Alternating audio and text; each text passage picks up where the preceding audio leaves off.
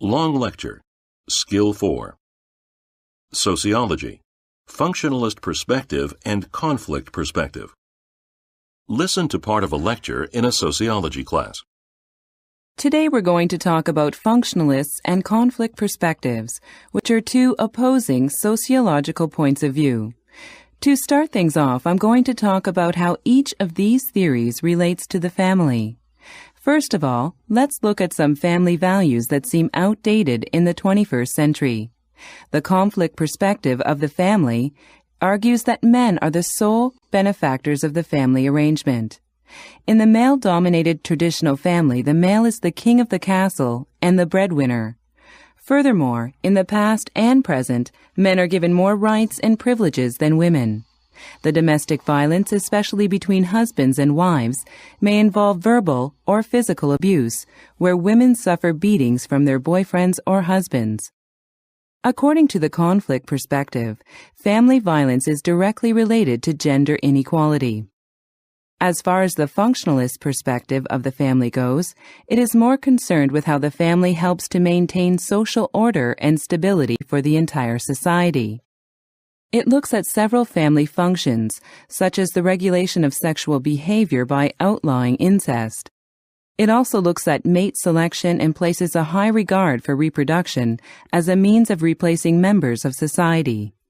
Socialization, emotional care, and protection of family members are also ideals of the functionalist approach. These two opposing theories are worth studying further. Let's return to the functionalist perspective.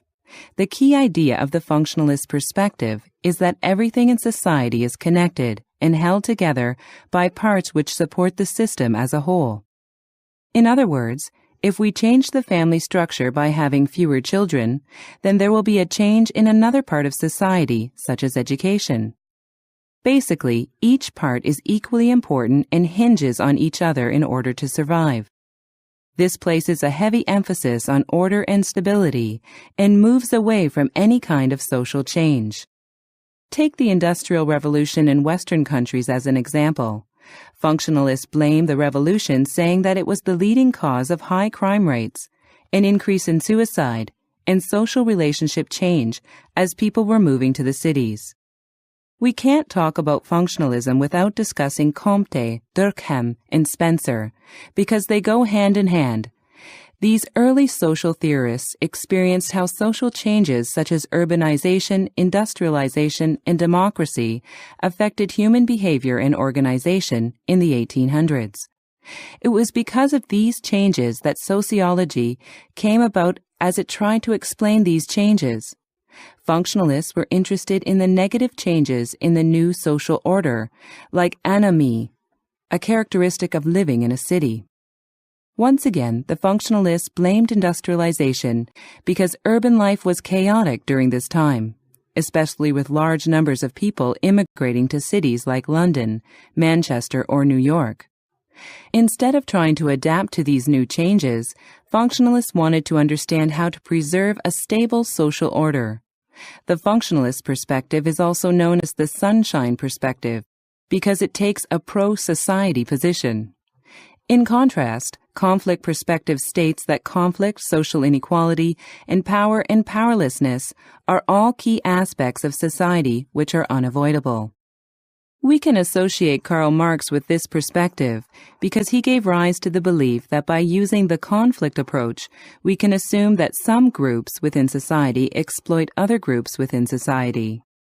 Marx experienced firsthand what horrible working conditions the working class had to put up with because of the emerging capitalist class in Europe. They had little access to resources or possessions and had little power to improve their lives. This was fueled by the great movement into cities by peasants in the 1800s, which led to a mass labor force who were exploited by the capitalists. Understanding this working class struggle is the key idea for conflict theorists. Unlike functionalists, who believe that society is based on order and consensus, conflict theorists argue that the driving force of society as a whole is conflict over scarce resources and power arrangements. This theory assumes that exploitation occurs on a large scale between groups and that resources such as wealth and money are controlled by a handful of powerful groups within society. Other examples of resources include social status and access to health care or education. Now get ready to answer the questions. You may use your notes to help you answer. Number 1. According to the lecture, click the box related to each description.